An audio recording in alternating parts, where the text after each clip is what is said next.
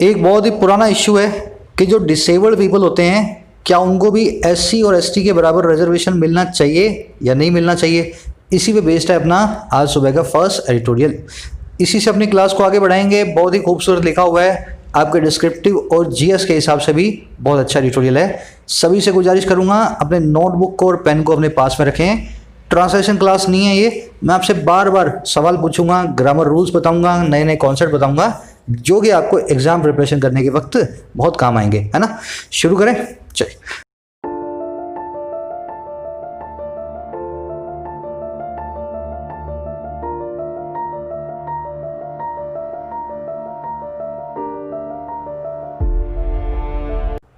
कह रहे for equal treatment, एक बराबरी के इक्वल बर्ताव के लिए, ट्रीटमेंट के लिए। अब देखो किसके साथ हमें बराबरी का बर्ताव करना है मालूम चलेगा इसके टाइटल पैराग्राफ से। कह रहा है Supreme Court did well to extend the disabled the relaxations given to SC और एसटी।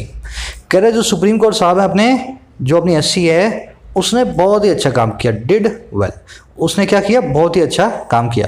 क्या काम करने में, किस काम के लिए, एक्सटेंड करने में, देने में। अच्छा किस चीज़ को, डिसेबल्ड लोगों को, जो लोग डिसेबल्ड होते हैं, क्रिपल्ड होते हैं। अच्छा क्या देना है उनको, वो रिलैक्सेशन, वो छूट, वो उनको फायदे जो दिए जाते हैं एससी और एसटी को। तो सुप्रीम कोर्ट ने ना क्या बोला कि अभी एससी एसटी को जो तुम देते थे ना, आज से तुम डिसेबल्ड को भी दोगे वही आरक्षण, वही फायदे। कह रहे बहुत अच्छा काम किया सुप्रीम कोर्ट ने इस काम को करके। आई थिंक सेंटेंस को समझ गए होंगे। सेंटेंस का सब्जेक्ट कौन है, सुप्रीम कोर्ट। सुप्रीम कोर्ट से पहले, हाई कोर्ट से पहले द आता है, पर टाइटल पैराग्राफ्स के अंदर हम द को मिस कर देते हैं क्योंकि स्पेस का क्रंच होता है ना, इस वजह से इसने द यहाँ पे नहीं लगाया। आगे आप देखेंगे द लगा हुआ आपको मिलेगा। वर्ब थी इसकी डिड, मेन वर्ब बन के आई है। सब्जेक्ट ग्रीन में, वर्ब पिंक में। आपने जैसे टाइटल पैराग्राफ में देखा ना ग्रीन और पिंक, वैसे पूरे एडिटोरियल में सब्जेक्ट और वर्ब जो है ना ग्रीन और पिंक है। आपके लिए मैंने किया है सब्जेक्ट और वर्ब पकड़ते ही आपको इंग्लिश की नब्ज पकड़ में आती है। धीरे धीरे कोशिश करें सब्जेक्ट वर्ब पकड़ने की आदत डालें। 10-15 दिन इस एक्सरसाइज को मेरे साथ करेंगे, आपको बहुत फायदा मिलेगा। अब आ जाते हैं सेंटेंस की ग्रामर के अंदर। बहुत अच्छा कॉन्सेप्ट अपने पास। द डिसेबल्ड टू प्रीपोजिशन का ऑब्जेक्ट है, पर डिसेबल्ड तो एक्चुअल में एक एडजेक्टिव होता है। एडजेक्टिव कभी भी ऑब्जेक्ट बन के नहीं आते हैं, एडजेक्टिव कभी भी सब्जेक्ट बन के नहीं आते हैं। फिर भी द डिसेबल्ड एक ऑब्जेक्ट बन गया है टू प्रीपोजिशन का, है ना। अब देखो कैसे बनाएं, पहले देख लो डिसेबल्ड वर्ड कैसे काम करता है। डिसेबल्ड मैन, डिसेबल्ड वुमन, है ना। डिसेबल्ड मतलब जिसको शरीर में कोई कमी है ना, किसी प्रकार के एक्सीडेंट के अंदर, या कैसे भी बाय बर्थ भी कोई डिफेक्ट है जो कि नॉर्मल ह्यूमन बीइंग जैसा नहीं जो कर सकता कोई काम, उसको कह सकते हैं अपने डिसेबल्ड। तो डिसेबल्ड मैन मतलब अपाहिज आदमी, डिसेबल्ड वुमन मतलब अपाहिज औरत। आजकल डिसेबल्ड को अपने स्पेशली एबल्ड बोलते हैं और बोलना भी चाहिए, है ना। इनके लिए हमने नई टर्म इजाद की है, स्पेशली एबल्ड। अब देखो ये डिसेबल्ड एडजेक्टिव का काम कर रहा है ना, मैन के आगे, वुमन के आगे। पर अगर मैं इस डिसेबल्ड के आगे, पर मैं डिसेबल्ड जैसे किसी भी एडजेक्टिव के आगे द अगर लगा दूं तो वो बन जाता है कॉमन प्लूरल नाउन। 2-3 दिन पहले मैंने करवाया था इस कॉन्सेप्ट को, फिर से आपको रिवाइज करवा रहा हूं, है ना। अगर किसी भी एडजेक्टिव के आगे आपने द लगा दिया तो वो एडजेक्टिव क्या कर जाएगा, एक नाउन में बदल जाएगा और वो कॉमन प्लूरल नाउन बदल जाएगा। ऐसा नाउन जो एक क्लास को रिप्रेजेंट करता है, एक बहुत बड़े ग्रुप को रिप्रेजेंट करता है। जैसे कि द डिसेबल्ड मतलब सब के सब डिसेबल्ड लोग, है ना। आपने द डिसेबल्ड बोला तो मतलब जितने भी तरह के डिसेबल्ड लोग हैं आपके सिटी के अंदर, आपके देश के अंदर, सबकी बात आप कर रहे हैं। द स्ट्रॉन्ग बोला ना तो आपने बोला सभी स्ट्रॉन्ग पीपल, सभी के सभी मजबूत लोग। द वीक बोला तो सभी के सभी कमजोर लोग। द रिच मतलब सभी के सभी अमीर लोग। द पुअर मतलब सभी गरीब लोग। द वाइज मतलब सभी समझदार लोग। समझ गए ना। तो हम इस तरह से क्लास को रिप्रेजेंट करवाते हैं द लगा के किसी एडजेक्टिव के आगे। ध्यान देना ये है कि इनके आगे जब भी आपने कॉमन प्लूरल नाउन बनाया इस तरह से, इनके आगे दूसरा एक नाउन नहीं होना चाहिए। अगर कोई दूसरा नाउन है ना तो फिर ये एडजेक्टिव ही बने रहेंगे, चाहे तुम कितने भी द इनके आगे चिपका लो, ये कॉमन प्लूरल नाउन नहीं बनेंगे। For example, the weak needs help, the weak needs help. Weak एक एडजेक्टिव है, वीक बॉय, वीक गर्ल, है ना। वीक के आगे हमने द लगा दिया, जैसे ही हमने द लगाया बन गया सारे के सारे जो है कमजोर लोग। सारे के सारे कमजोर लोगों को हेल्प की जरूरत है। अगर भाई सारे के सारे कमजोर लोग हैं, सारे के सारे कमजोर लोग हैं तो वर्ब नीड्स नहीं, वर्ब आएगी नीड्स, क्योंकि ये बहुत सारे हैं और ये सिंगुलर ना होकर के प्लूरल हैं। कॉमन प्लूरल नाउन इनको बोला भी जाता है, इसलिए वर्ब भी इनके साथ में प्लूरल आनी चाहिए। द वीक नीड्स नहीं, नीड हेल्प। समझ गए इतनी चीज। अब अगले सेंटेंस को देखो। The weak girl need help, the weak girl need help, weak के आगे द लगा हुआ है, वो अब हमारे पास नीड आनी चाहिए, है ना। वीक के आगे द लगा हुआ है, वो अब हमारे पास नीड आनी चाहिए। पर ये मत भूल जाना इसके बीच में एक नाउन भी आ रहा है, वीक के आगे एक नाउन भी आ रहा है। अगर वीक के आगे एक नाउन आ रहा है तो weak, the weak common plural noun नहीं है, क्योंकि नाउन आने की वजह से ये एक एडजेक्टिव का काम ही करेगा। तुम इसके आगे 3 द और लगा दो, कोई बात नहीं, ये काम एडजेक्टिव का ही करेगा अगर इसके आगे नाउन लगा हुआ है। अब बताओ यहाँ पे नीड आएगा, नीड्स आएगा। भाई एक ही लड़की है, ये खास जो कमज़ोर लड़की है ना, खास कमज़ोर लड़की, द लगा के मैंने बताया, इसको हेल्प की ज़रूरत है, तो नीड नहीं, नीड्स हेल्प, ठीक है ना। ये बहुत कंफ्यूजिंग कॉन्सेप्ट है, जो लोग समझते नहीं है ना सब्जेक्ट वर्ब एग्रीमेंट, जो रट्टे रट्टे मारते हैं रूल्स के, वो ऐसे देखते हैं द वीक और यहाँ पे वर्ब को प्लूरल कर जाते हैं, है ना। ध्यान देना, इसके बाद में एक दूसरा नाउन नहीं होना चाहिए कॉमन प्लूरल नाउन के बाद। चलो, अगर इतना समझ गए तो एक सेंटेंस में लिख रहा हूं, the smart has their own problems in life, the smart has their own problems in life, है ना। इस सेंटेंस के अंदर आप मुझे बताएं कौन सी एरर की हुई है मैंने, और उसको सही करके कमेंट्स में डालें। आज के क्विज के अंदर लास्ट में मैं इस सेंटेंस को भी सही करके डालूंगा, है ना। सभी डालें कमेंट सेक्शन में। इस कॉन्सेप्ट को आपने मेरे साथ सीख लिया है, चलो आगे बढ़ते हैं। चलो एक समरी मैं आपको दे देता हूँ। समरी से पहले एक लाइक देना वीडियो को, और अगर नए हो चैनल पे तो सब्सक्राइब बटन को प्रेस करना। ऐसी वीडियोस मैं रोज लेकर के आता हूँ, आपकी कंप्लीट एग्जाम प्रिपरेशन जो है आप कर सकें। चलिए समरी ये है, सुप्रीम कोर्ट ने अभी एक फैसला दे दिया है कि SC ST को जितना आरक्षण मिलता है उतना ही आरक्षण, उतना ही रिजर्वेशन डिसेबल्ड लोगों को भी मिलेगा। डिसेबल्ड मतलब जिनके कुछ जो है हाथ पाँव में कमी है। अब इसके खिलाफ कई लोगों ने जो है ना आवाज़ भी उठाई है, कुछ SC ST कम्युनिटी के लोगों ने भी आवाज़ उठाई है, कुछ दूसरी कम्युनिटी के लोगों ने भी आवाज़ उठाई है कि जो डिसेबल्ड हैं ये तो किसी भी कम्युनिटी से आ सकते हैं ना। अगर कोई जनरल वाला डिसेबल्ड है तो हो सकता है उसको आरक्षण की जरूरत ना हो। तो सुप्रीम कोर्ट ने कुछ इसके अंदर है ना अपनी बातें रखी हैं कि डिसेबल्ड होना अपने आप के अंदर ही पिछड़ेपन की एक निशानी है।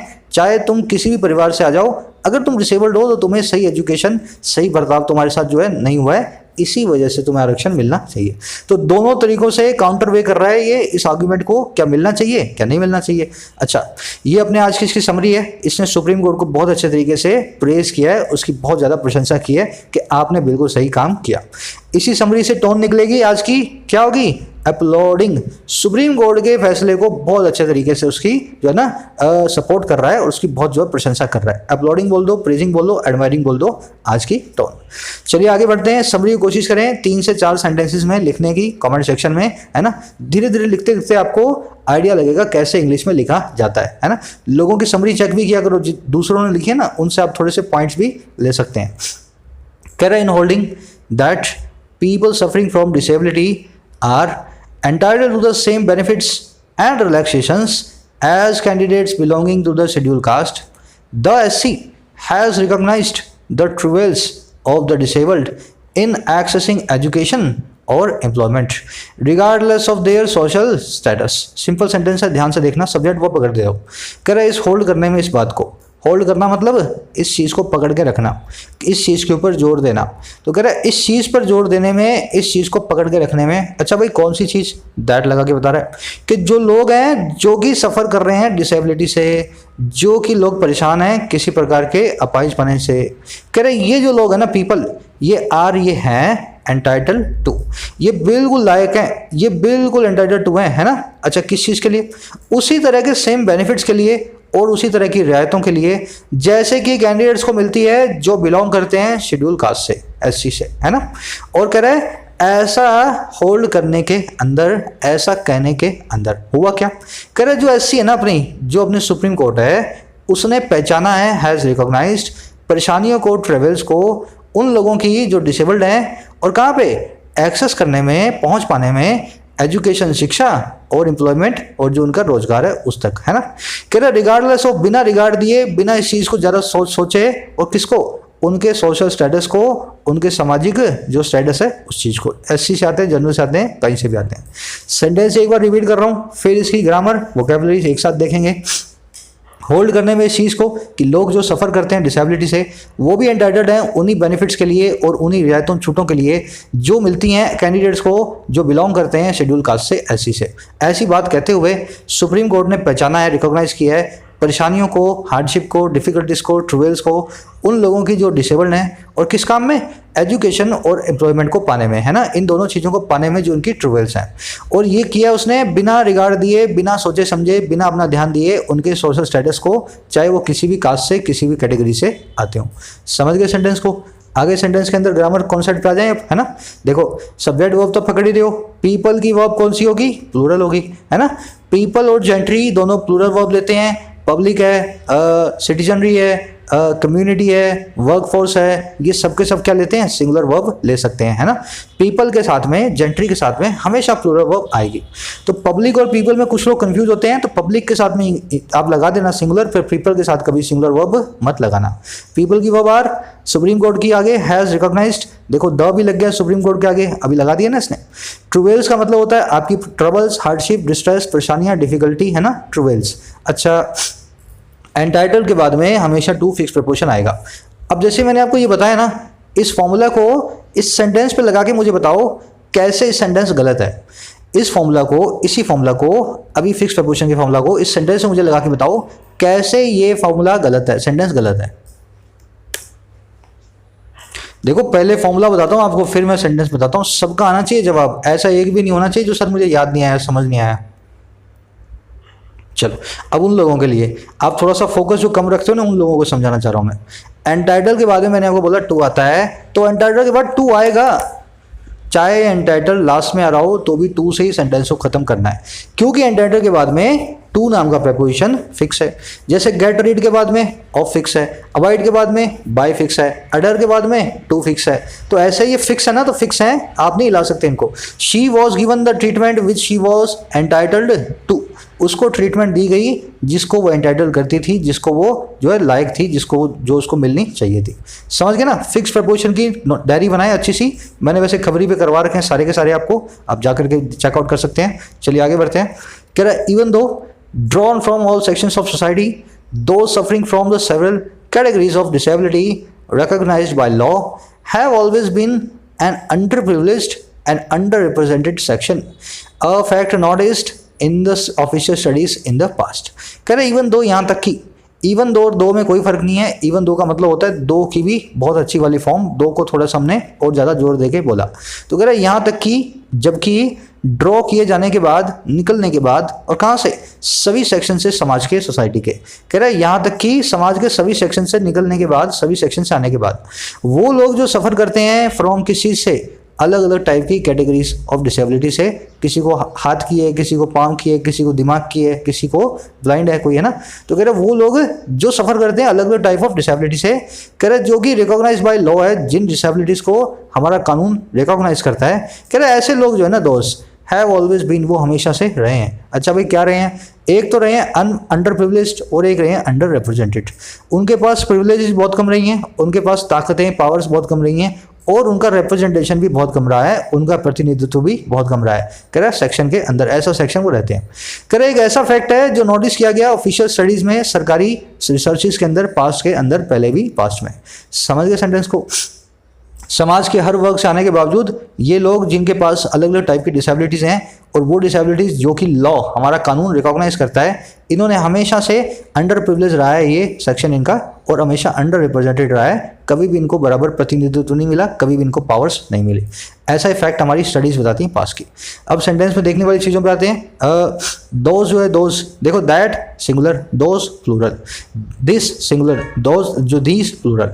तो दिस और दैट के साथ में तो हैज़ लगेगा, और जो दोज और दीज है इनके साथ में प्लूरल वर्ब लगेगी, हैव लगेगा, है ना। तो ध्यान रखें दोज के हिसाब से यहाँ पे हैव ऑलवेज बीन आना चाहिए, है ना, इसके हिसाब से है। अंडर प्रिविलेज मतलब, देखो अंडर का मतलब ये होता है इंग्लिश में कम, है ना। अंडर ज़्यादातर लगेगा प्रफिक्स बन के कम बताने के लिए किसी चीज़ को। अंडर वेट मतलब कम वेट वाला। अंडर प्रिविलेज मतलब जिसके पास कम पावर्स हो। अंडर रिप्रेजेंटेड मतलब जिसका रिप्रेजेंटेशन कम हो, जिसका प्रतिनिधित्व कम हो, है ना। चलो आगे बढ़ते हैं। सिंपल सेंटेंस अभी तक।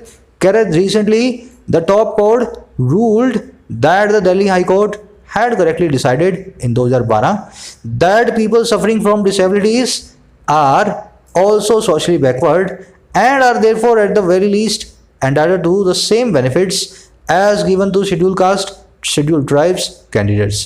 Simple sentence है। कह रहा हाल ही में जो हमारी टॉप कोर्ट है, टॉप कोर्ट कौन है? Supreme court. सुप्रीम कोर्ट ने ऐसा रूल कर दिया, ऐसा उसने फैसला दे दिया दैट वो ये कि जो दिल्ली हाई कोर्ट है ना, जो हमारी दिल्ली की जो उच्च न्यायालय है, उसने सही डिसाइड किया है, एकदम लिया उसने सही फैसला। और कब? 2012 में। अच्छा, उसका फैसला क्या था? दैट वो ये था कि जो लोग हैं सफ़र फ्रॉम करते हैं, जो लोग झेल रहे हैं डिसेबिलिटीज को, अपाहिजपने को, कह रहा वो लोग जो है ना पीपल, वो हैं साथ ही साथ सोशली बैकवर्ड है ना, वो भी सामाजिक रूप से पिछड़े हुए लोग हैं। और वही लोग पीपल एंड लगा के बता रहा है वो हैं आर देयरफॉर, इसलिए कम से कम एट द वेरी लिस्ट, कम से कम एंटाइटल्ड टू, तो ये लोग हकदार भी हैं, एंटाइटल्ड टू भी हैं उन्हीं सेम बेनिफिट्स के, उन्हीं फायदों के जो कि एज गिवन टू दिए जाते हैं शेड्यूल कास्ट को और शेड्यूल ट्राइब्स को, कैंडिडेट्स को। तो ऐसा दिल्ली हाई कोर्ट ने 2012 में बोला था कि एससी और एसटी को जो मिले कम से कम वो तो इन डिसेबल्ड लोगों को मिलना ही चाहिए, क्योंकि वो सोशली बैकवर्ड हैं। समझ गए सेंटेंस को? सिंपल सेंटेंस है ना। अच्छा, अब इसमें देखने वाली चीज़ें क्या है, एक बार मैं सब्जेक्ट वर्ब सब बता देता हूँ आपको, फिर मैं आऊँगा इसके अंदर की ग्रामर में, है ना। टॉप कोर्ट है, इसकी वर्ब है रूल्ड। दिल्ली हाई कोर्ट है, इसकी वर्ब है हैड करेक्टली डिसाइडेड। पीपल की वर्ब कौन सी आई है? दो। पहली वर्ब आई है आर, दूसरी वर्ब आई है एंड लगा के फिर से आर। ये एंड कंजंक्शन का यही काम होता है, इसके पहले भी एक कंजंक्शन है, इसके पहले जो आएगा वो इसके बाद आएगा। तो इसके पहले एक वर्ब वाला क्लोज आया था, उसके बाद में एक वर्ब वाला क्लोज आ रहा है। इसके पहले एडजेक्टिव आए तो उसके बाद में भी एडजेक्टिव, इसके पहले प्रोनाउन आए तो उसके बाद में भी नाउन या प्रोनाउन। तो देखो एंड के पहले यहाँ पे एक आर लगा के एक क्लोज आया था, वैसे ही एंड के बाद में आर लगा के एक दूसरा क्लोज आया है ना। चलो, अच्छा देखने वाली चीज़ क्या है, चलो एक सवाल आप सभी से मेरा, ये रूल्ड है ना, रूल्ड फैसला देना, इसके बहुत सारे सिनोनिम्स मैंने आपको बहुत दिनों से करवाए हुए हैं ना, शायद मैंने उनको 50-60 बार तो मैंने सेशंस के अंदर अलग अलग आपको बता दिया। कम से कम 5 मैं आपको बताता हूँ, आज आप 3 मुझे बताएंगे, है ना। तीन सिनोनिम कोर्ट जो फैसला देती है उसके लिए अच्छे सिनोनिम है ना, स्टैंडर्ड सिनोनिम। सब लोग कोशिश करेंगे, फिर मैं लिखता हूँ आपके सामने रूल वर्ड के फैसला देने के कौन कौन से अच्छे सिनोनिम्स होते हैं। चलो बताऊँ, अब लिखूँ मैं। सबसे पहला होता है जजमेंट, जजमेंट है ना। जजमेंट में ई जो है ना, ई देखो जज के आगे तो ई आता है, पर जजमेंट वाला जो बीच वाला ई है ना, इसको हम ओमिट करने लगे आजकल। सही स्पेलिंग होती है जजमेंट में ई के बिना, है ना। कई डिक्शनरी में मिलेगी ई वाली, पर उसको आप माइंड मत करना, अभी नहीं चल रही वो, अभी ये वाली स्पेलिंग चलती है जजमेंट की, है ना। चलो, जजमेंट के बाद में डिक्री, रूलिंग, एडजुडिकेशन है ना, ठीक है ना। तो ये 4 आपके सिनोनिम है जो किसी फैसला देने के कोर्ट को अपने जो है बताते हैं, चारों के चारों वर्ड्स। चलो आगे बढ़ते हैं। ये अच्छा वर्ड है एडजुडिकेशन, इसको याद रखें हमेशा। कह रहा है देयरफॉर, इसलिए it took the view that when SC/ST candidates get a relaxation of a certain percentage of marks to qualify for the admission, the same relaxation shall apply to disabled candidates too। कह रहा therefore, इसलिए इसने टुक ले लिया इस view को, इसने इस नज़रिए को अपना लिया। किसने? सुप्रीम कोर्ट ने। तो सुप्रीम कोर्ट ने इसलिए इस नज़रिए को लिया, इस टुक द व्यू किया दैट ये कि जब SC/ST कैंडिडेट्स को मिलता है, जब SC/ST कैंडिडेट्स गेट करते हैं एक रिलैक्सेशन को, छूट को, सर्टेन परसेंटेज की, थोड़ी सी परसेंटेज की, और किस में? मार्क्स में, है ना, उनके जो है स्कोर के अंदर, क्वालिफाई करने के लिए एक एग्जाम को, एक एडमिशन प्रोसेस को जो है उसके लिए क्वालिफाई करने के लिए। तो सुप्रीम कोर्ट ने ये व्यू लिया कि जब इनको मिलता है SC/ST वालों को, सेम रिलैक्सेशन अप्लाई होना चाहिए, वैसे रिलैक्सेशन मिलना चाहिए डिसेबल्ड कैंडिडेट्स को भी, है ना, जिनके हाथ पाँव में कुछ कमी है, उनको भी एक रिलैक्सेशन मिलना चाहिए। समझ गए सेंटेंस। इट की वर्ब है टुक, SC/ST कैंडिडेट्स, सब्जेक्ट आपका सिंगुलर, तो वर्ब आ गई गेट, है ना। अगर ये ऐसे यहाँ पे नहीं होता तो यहाँ पे आता गेट्स। वर्ब की फर्स्ट फॉर्म अपनी फॉर्म चेंज करती है सब्जेक्ट के हिसाब से। सेम रिलैक्सेशन है, रिलैक्सेशन ये एक सिंगुलर वर्ड है, फिर भी हमने अप्लाई लिखा है वर्ब की फर्स्ट फॉर्म, क्योंकि बीच में एक मॉडल आ गई है। मॉडल अपने बाद में वर्ब की फर्स्ट फॉर्म को, उसकी फॉर्म को चेंज नहीं करने देती। तो यहाँ पे अगर शेल ना होता ना तो अप्लाई जाना चाहिए था, पर इस शेल लगने के कारण, मॉडल वर्ब लगने के कारण हमने इसको अप्लाई लिख के छोड़ा है, सेंटेंस के सिंगुलर होने के बावजूद। आगे बढ़ते हैं। इन 2012 case before the high court, a university had allowed a 10% concession in the minimum eligibility requirement for SC/ST candidates and 5% concession for disabled applicants. कह रहे उसी 12 के केस में 2012 में सुप्रीम हाई कोर्ट के सामने एक यूनिवर्सिटी, ये देखो केस था हाई कोर्ट के सामने है ना, 2012 वाला दिल्ली वाला केस। कह रहे एक यूनिवर्सिटी ने अलाउ किया था 10% की छूट को, रिलैक्सेशन को, कंसेशन को, रियायत को, किसमें, मिनिमम एलिजिबिलिटी रिक्वायरमेंट में है ना, जो आपको मार्क्स आने चाहिए उसमें 10% की छूट है, समझ गए ना। तो ऐसी मिनिमम आपकी लायकात, एलिजिबिलिटी, आपकी फिटनेस की, क्वालिफिकेशन की रिक्वायरमेंट में 10% की छूट मिली थी। और किसको मिली थी भाई, SC ST के कैंडिडेट्स को। और कह रहे 5% का कंसेशन दिया गया था डिसेबल्ड एप्लीकेंट्स को। तो इनको तो 10% दिया और बाकियों को दिया 5% जिनके हाथ पांव खराब थे, है ना। एलिजिबिलिटी आप जानते हैं, किसी काम के लिए जब एलिजिबल होते हैं तो आप क्वालिफाइड होते हैं, फिट होते हैं, इसीलिए एलिजिबिलिटी को बोलते हैं फिटनेस या क्वालिफिकेशन, है ना, फिटनेस या क्वालिफिकेशन। चलो आगे बढ़ते हैं, इंटरेस्टिंग है, बहुत अच्छा टॉपिक है ये। आगे आप है ना इसके अंदर देखेंगे अलग अलग टाइप के लोगों की व्यूज़ क्या हैं इन डिसेबल्ड लोगों को लेकर के, है ना। देखना, कह the high court ruled against this differential treatment terming it discriminatory. कह रहे जो हाई कोर्ट साहब थे उन्होंने रूल कर दिया इसके खिलाफ, उन्होंने फैसला दे दिया इसके खिलाफ। और किसके खिलाफ, इस डिफरेंशियल ट्रीटमेंट के खिलाफ। डिफरेंशियल मतलब जो आपके लिए डिफरेंट हो, पार्शियल हो, डिस्क्रिमिनेटरी हो, पक्षपात वाली हो, है ना। तो हाई कोर्ट ने क्या बोला, हम इसके खिलाफ फैसला देते हैं, ये पक्षपात वाली ट्रीटमेंट के लिए, बर्ताव के लिए। और कैसे दिया इसने रूलिंग, टर्म करते हुए, नाम देते हुए इसको डिस्क्रिमिनेटरी, पक्षपात वाला, समझ गए। तो हाई कोर्ट ने बोला तुम्हारा जो सारा का सारा काम पक्षपातीपूर्ण है, पक्षपातपूर्ण है, और हम इसके खिलाफ आपको जो है एक जो है फैसला देते हैं। सेंटेंस पे देखने वाली चीज है, टर्मिंग यहाँ पे प्रेजेंट पार्टिसिपल साइमल्टेनियस एक्शन है। हाई कोर्ट जब ये रूल कर रही थी ना, हाई कोर्ट जब ये इसके खिलाफ फैसला दे रही थी, रूल अगेंस्ट कर रही थी, साइमल्टेनियसली वो टर्म कर रही थी इसको डिस्क्रिमिनेटरी, है ना, साइमल्टेनियसली इसको नाम दे रही थी वो पक्षपात वाला। हाई कोर्ट इसका सब्जेक्ट है, टर्मिंग का भी, इस पार्टिसिपल का भी, दूर बड़ा इससे, इसलिए बीच में हमने यहाँ पे कॉमा फिट कर दिया है ना, कॉमा फिट किया है। चलो आगे बढ़ते हैं। Correct, the larger principle behind this was that without imparting proper education to those suffering from disabilities, there cannot be any meaningful enforcement of their rights, both under the Constitution and the then prevailing 1995 legislation on providing equal opportunities to disabled and protecting their rights. Simple sentence है, लंबा है, ध्यान से देखें। कह रहे जो बड़ा क्वेश्चन प्रिंसिपल जो है, द लार्जर प्रिंसिपल, जो बड़ा नियम जो है बिहाइंड, पीछे इस चीज़ के, जो सुप्रीम कोर्ट ने बोला ना उस चीज़ के, कह रहा वो था, क्या था भाई, कि ये था दैट बिना इम्पार्ट किए, बिना दिए सही प्रॉपर एजुकेशन को उन लोगों को जो सफ़र फ्रॉम करते हैं, जो परेशान हैं, झेल रहे हैं डिसेबिलिटीज़ को, कह रहा ऐसा काम किए बिना नहीं हो सकता, देयर कैन नॉट बी, नहीं हो सकता कोई भी मीनिंगफुल सार्थक इन्फोर्समेंट, कोई भी सार्थक इम्प्लीमेंटेशन, इन्फोर्समेंट नहीं हो सकता उनके राइट्स का, उनके हकों का। तो ये था प्रिंसिपल, है ना। जब तक इनको एजुकेशन आप सही नहीं दोगे ना, तब तक आप ऐसा मत बोलो ये डिसेबल्ड हैं तो क्या हुआ, जनरल से आते हैं, इनको आरक्षण नहीं मिलना चाहिए। कह रहे दोनों के नीचे राइट्स कहाँ पे इन्फोर्स करने हैं, दोनों के नीचे, हमारे कॉन्स्टिट्यूशन में और उस वक्त प्रिवेल किए जाने वाले 1995 की लेजिस्लेशन में, उस कानून में, जो कि था प्रोवाइड करने का इक्वल अपॉर्चुनिटीज़ को डिसेबल्ड लोगों को और प्रोटेक्ट करने का था उनके राइट्स को। तो ये 1995 वाला उस 2012 के टाइम लगा करता था, शायद आज की डेट में नहीं है, इसलिए लिखा इन्होंने देन प्रिवेलिंग 1995 लेजिस्लेशन। समझ गए सेंटेंस, आ जाए सेंटेंस की वोकैबुलरी ग्रामर में, है ना। चलो इम्पार्ट करना है ना, इम्पार्ट सब्जेक्ट वो पकड़ लेना, लार्जर प्रिंसिपल की वर्ब है वॉस, देयर आपका सब्जेक्ट नहीं है, सब्जेक्ट आ रहा है हेल्पिंग वर्ब के बाद में, कैन नॉट बी के बाद में आ रहा है एनी मीनिंगफुल इन्फोर्समेंट, तो सब्जेक्ट है इन्फोर्समेंट और कैन नॉट बी इसकी वर्ब, है ना। अब आते हैं सेंटेंस की वोकैबुलरी में, एक दो सवाल है मेरे आपसे। प्रिंसिपल, PLE प्रिंसिपल, और एक होता है प्रिंसिपल, PAL, है ना। स्पेलिंग लिख दूं क्या, PRINCIPAL, इन दोनों में फ़र्क क्या होता है, फटाफट सभी लोग अपने दिमाग में सोचेंगे। प्रिंसिपल, प्रिंसिपल और प्रिंसिपल, देखो करवा दो, मैं कई बार चुका हूँ इसलिए पूछता हूँ बार बार कि आपका थोड़ा सा रिवाइज हो जाए जो आप पहले सीख चुके हो। दोनों वर्ड्स को प्रिंसिपल बोला जाता है। पहले का मतलब होता है मेन, पहले का मतलब क्या होता है, मेन, या किसी स्कूल का, यूनिवर्सिटी का हेड, है ना, प्रिंसिपल, मेन। और दूसरे वाले का मतलब क्या होता है, रूल, कोई नियम कायदा, कोई रूल, कोई मॉरल आपकी, उसको कहते हैं प्रिंसिपल।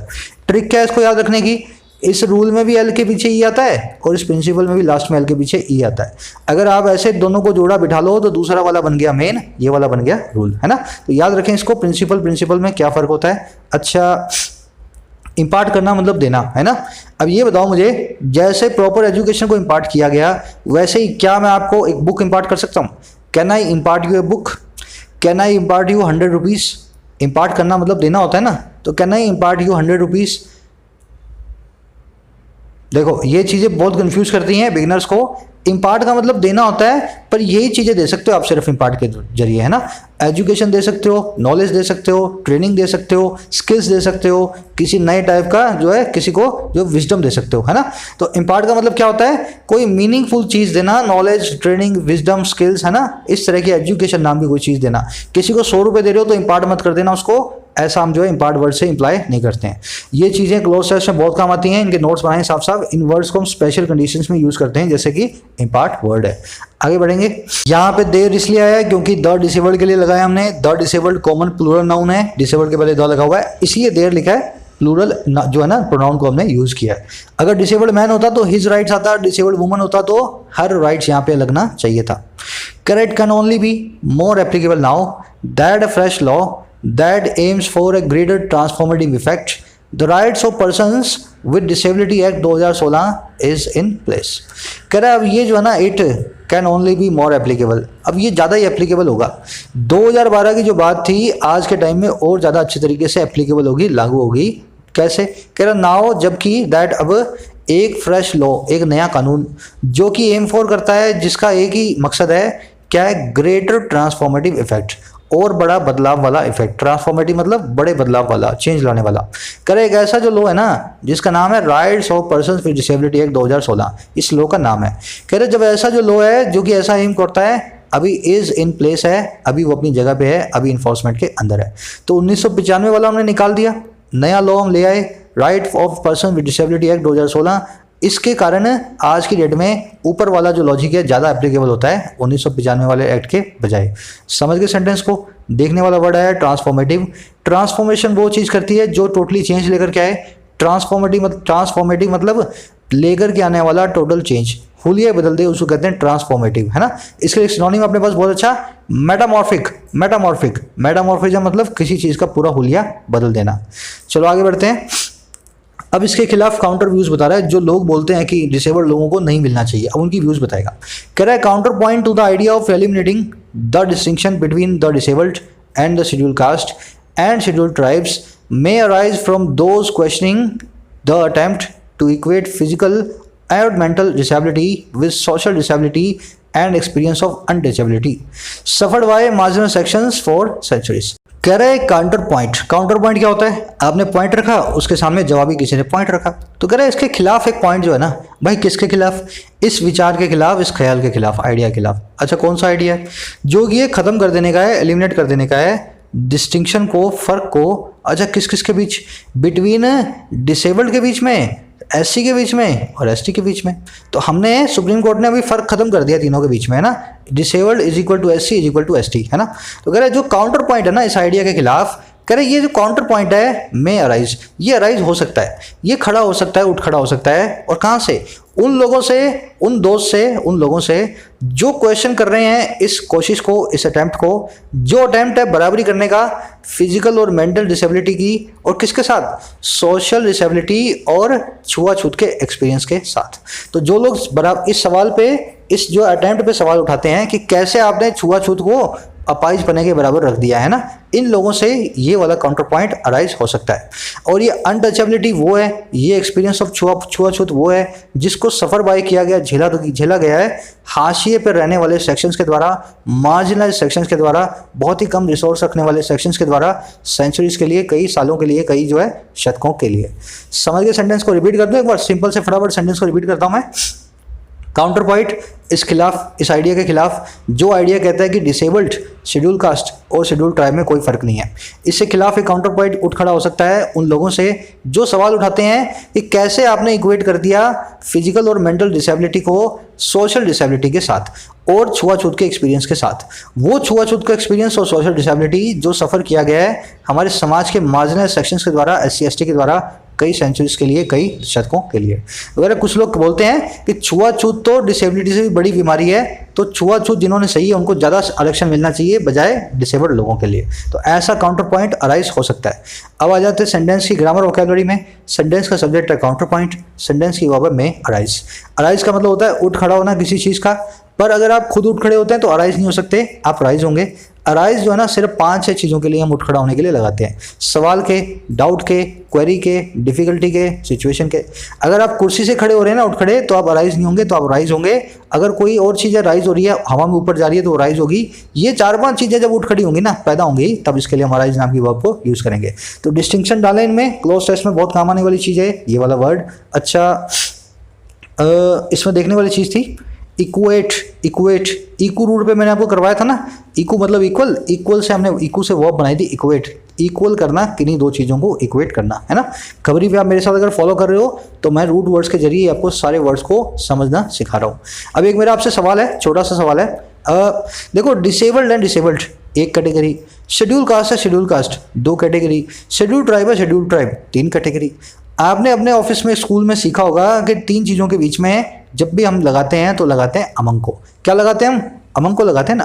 तो द डिसेबल्ड पहली कैटेगरी, शेड्यूल कास्ट दूसरी कैटेगरी, शेड्यूल ट्राइब तीसरी कैटेगरी। फिर भी हमने बिटवीन को क्यों यूज़ किया है, कॉन्सेप्ट मैं आपको बता चुका हूँ। अपने दिमाग पे जोर डालें, फिर मैं आपके साथ कॉन्सेप्ट शेयर करता हूँ ताकि आपको याद आए।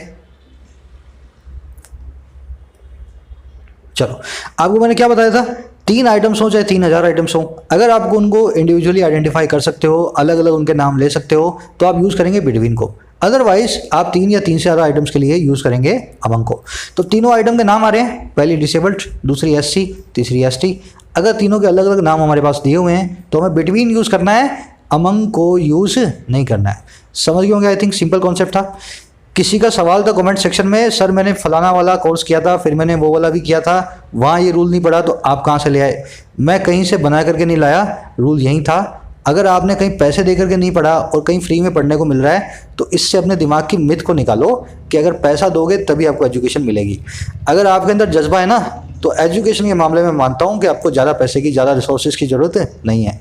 किताबें आपका सबसे अच्छा फ्रेंड है, अच्छी अच्छी किताबें पढ़ो, आपको सब कुछ जानने को मिलेगा, है ना। ग्रामर सीरीज मैंने इसी तरीके से बनाई है, आप इसको कंपेयर कर लेना किसी भी पेड कोर्स से। मैं अपनी बड़ाई नहीं कर रहा हूँ, या मैं ऐसा नहीं बोल रहा हूँ कोई मुझसे अच्छा टीचर नहीं है, बहुत अच्छे टीचर्स हैं, पर सबका तरीका अपना अलग होता है। तो मेरा तरीका है लॉजिक वाला, लॉजिक जो बहुत कम जो ना टीचर्स लगाते हैं इंग्लिश के अंदर लॉजिक को, है ना। तो अगर आप लगाना चाहते हैं लॉजिक को, तो मेरे तरीके से ग्रामर को सीख सकते हैं। चैनल पर रखी है प्लेलिस्ट, दिखा देता हूँ। होम पेज पर रखिए complete English grammar for all competitive exams by YT. सब कुछ है इसके अंदर, हर रूल को मैं कवर कर रहा हूँ लॉजिक के साथ। ऐसा ही मैं लॉजिक लगाता हूँ, फ़ायदा उठाएं। चलो आगे बढ़ते हैं।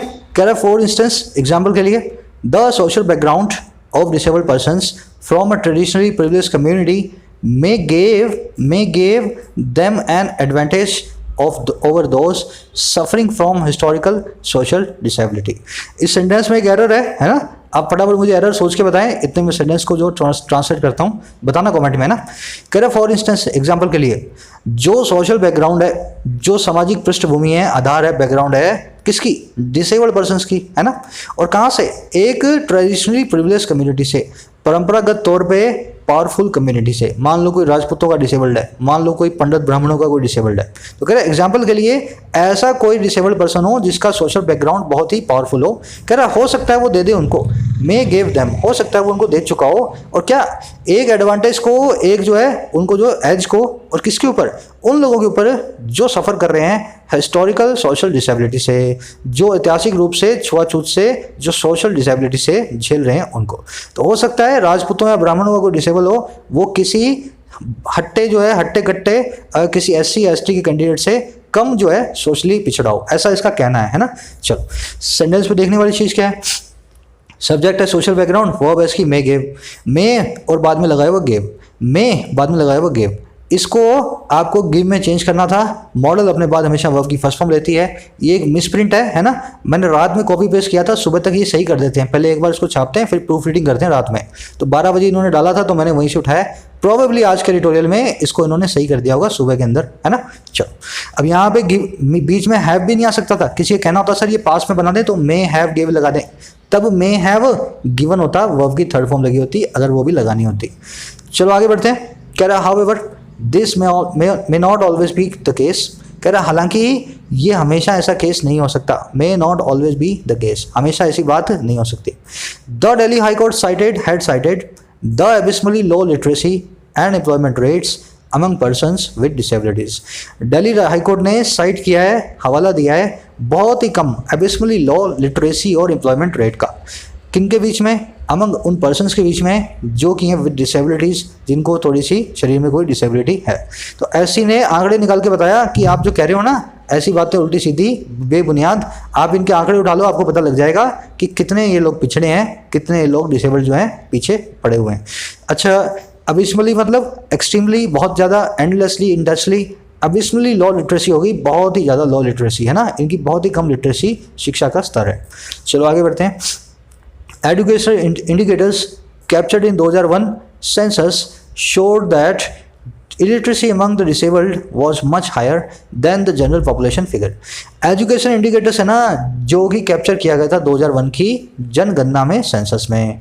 एजुकेशन इंडिकेटर्स मतलब ऐसे इंडिकेटर्स से अपने को मालूम चलता है देश में एजुकेशन का क्या हाल है ना, आप कितना पढ़े हो, आपको अपना साइन करना आता है नहीं आता।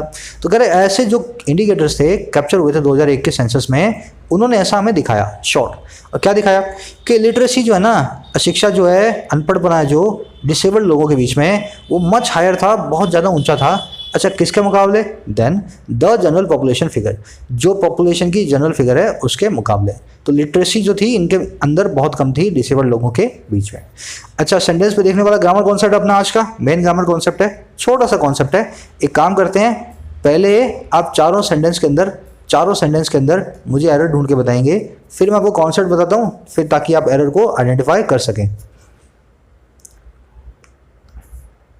चलो, सबको आना चाहिए। ग्रामर सीरीज में एडजेक्टिव वाले पार्ट में मैं इसको करवा चुका हूँ, सिर्फ आपका रिवीजन हो रहा है अगर आपने ग्रामर सीरीज देखी है तो। कॉन्सेप्ट ये कहता है आप कभी भी मोर को कंपैरेटिव डिग्री के आगे यूज़ नहीं करेंगे और मोस्ट को सुपरलेटिव डिग्री के आगे यूज़ नहीं करेंगे। अच्छा, इस कॉन्सेप्ट के पीछे लॉजिक क्या है? कंपैरेटिव डिग्री जो होती है वो कंपैरिजन के लिए होती है और मोर भी कंपैरिजन के लिए होता है। जब आप मोर लगाते हो तब आप कंपैरिजन करते हो दो चीज़ों का, और कंपैरेटिव डिग्री लगाते हो तब भी कंपैरिजन करते हो। तो अगर आपको कंपैरिजन ही करना है तो दो बार करने की क्या जरूरत है, दोनों में से एक लगा दो तो काम आपका चल जाए। तो कहने का मतलब क्या है, he was more smarter than I am. मान लो 3 लड़के हैं, आपने बोला ये ए है, ये बी है, ये सी है। ए जो है ना ये मुझसे स्मार्ट है, बी जो है ना ये ए से भी ज़्यादा स्मार्ट है, मतलब मुझसे तो है ही, ए से भी ज़्यादा स्मार्ट है, और सी जो है ना वो इन दोनों से ज़्यादा स्मार्ट है और मुझसे तो स्मार्ट है ही। तो आपने बोला जो सी है ना वो सबसे ज़्यादा स्मार्ट है, मोर स्मार्टर है देन आई एम, है ना। मैं तो 10 हूँ, सी 1010 है। तो आप 3 में कंपेरिजन कर रहे हो तो आपकी इच्छा भी हुई मोर स्मार्टर मैं लगा दूँ तीसरे के बारे में बताने के लिए। अब दिक्कत क्या होगी, मोर तो आता नहीं स्मार्टर के साथ, या तो स्मार्टर लगा दो या मोर लगा दो। अब क्या करें, इस मोर को बदल दो मच में, इसको या तो हटा दो तो भी चलेगा। He was smarter than I am, है ना। तो उसमें दिक्कत ये होगी यार आप ज़्यादा स्मार्ट होने की बात कर रहे थे, वो तो आप बता ही नहीं पाए, मोर को निकाल दिया। तो मोर की जगह आपको एडजेक्टिव के अंदर मच नाम की डिग्री को यूज करना होता है कंपैरेटिव डिग्री से पहले, मच नाम के जो है एडवर्ब को। He was much smarter than I am, तो मेरे से स्मार्ट कई हैं पर उनमें से भी ज़्यादा स्मार्ट है वो। He was much smarter than I am. She is the most important most smartest in the class. वैसे ही सुपरलेटिव से पहले आप मोस्ट को यूज़ नहीं करोगे, इसके लिए आप क्या यूज़ करोगे, मच को कैसे यूज़ करना है, she is much smartest in the class, she is much smartest in the class. अब ध्यान रखना मच के बाद में द भी लगाना है। She is much the smartest in the class. ये बहुत अच्छी कंस्ट्रक्शन है, बहुत आपको देखने में कंफ्यूज करेगी, अगर आप इसको सीख लें तो आपको बहुत मजा आएगा, है ना। कभी आप इनकाउंटर करेंगे इसको। मच द स्मार्टेस्ट इसलिए लगा होता है क्योंकि स्मार्टेस्ट को हम कंपेयर करना चाह रहे हैं दूसरे लोगों से, हम जो है एडजेक्टिव की सुपरलेटिव डिग्री पे जोर देना चाह रहे हैं। अच्छा, सुपरलेटिव के केस में मच की जगह बाय फार भी लगा सकते हैं। She is by far the smartest in the class, है ना। सिर्फ सुपरलेटिव के केस में, कंपैरेटिव डिग्री केस में नहीं। मैं यहाँ लिख देता हूँ, सुपरलेटिव केस में मच लगा दो या लगा दो बाय फार मोस्ट की जगह, और मोर की जगह लगा सकते हो आप सिर्फ और सिर्फ मच, है ना। The Bugatti as the most, the Bugatti यहाँ पे इज आना चाहिए था ना, just a minute, is the most fastest car in the world। तो मैं क्या लिखूंगा, या तो लिखूंगा much the fastest car, या मैं लिखूंगा by far the fastest car in the world।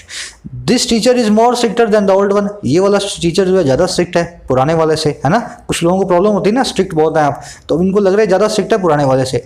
अब ये मोर है, अब मोर तो लग नहीं सकता, तो क्या लगाऊं मैं, much stricter than the old one.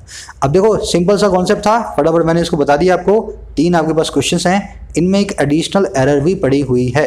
क्या पड़ी हुई है? Additional error. उस एडिशनल एरर को भी पकड़ने की कोशिश करना। 3 एरर्स उसके अंदर ऑलरेडी मैंने डाल करके दी हुई है। कोशिश करें, कमेंट सेक्शन में डालें। मेरे सवाल के जवाब आपको रात में मिल जाते हैं, हर रोज़ की तरह आज भी मिल जाएंगे। चलो आगे बढ़ते हैं। कर the share of disabled children out of school was quite higher than the other major social categories. जो हिस्सा है आउट डिसेबल्ड चिल्ड्रन का, disabled children out of school का, चिल्ड्रन आउट ऑफ स्कूल वो होते हैं जो अपनी स्कूलिंग एजुकेशन से ड्रॉप आउट हो जाते हैं। कह रहे जो हिस्सा है ना स्कूल से ड्रॉप आउट करने वाले बच्चों का जो डिसेबल्ड है वो क्वाइट हायर है, वो बहुत बड़ा है बजाय किसके? अदर मेजर सोशल कैटेगरीज के, है ना, दूसरी कैटेगरीज के बहुत बड़ा है इनका शेयर।